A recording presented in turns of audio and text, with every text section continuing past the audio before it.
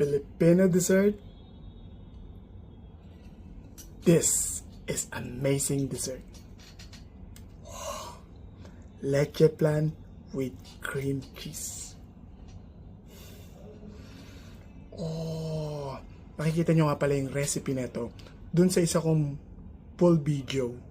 Kasi ito kasi yung short video lang eh. Kaya ito yung second version na. Yung first version ko nandun sa full video ko. Kaya nandun yung recipe. Napakadali lang lutuin. Tingnan mo ang ganda. For me, this is a perfect leche flan with cream cheese. Huh. Let's taste. First bite.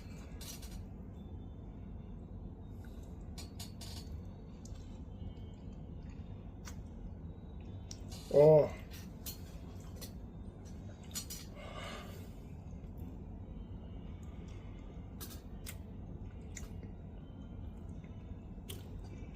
Oh, grabe.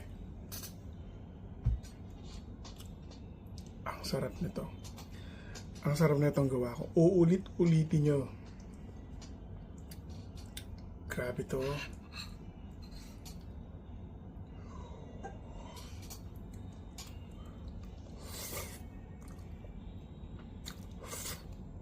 Oh.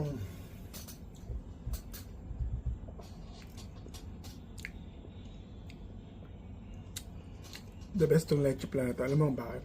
Pwede ito sa pandesal. Pandesal is a bread. So, pwede mo rin siya lagay sa halo-halo, which is dessert din ng mga Pilipino yun. Sarap nito. Filipino dessert, leche flan with cream cheese. Luto mo to.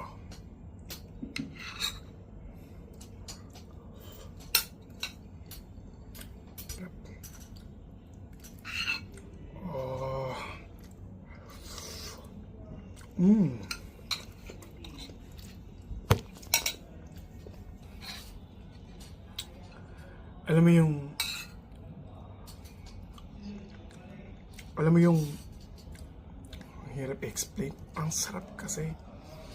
Usually ang leche flan, walang cheese yun, walang nilalagay na cream cheese. So ako nilagyan ko siya ng cream cheese para mas malasa. Sarap, grabe.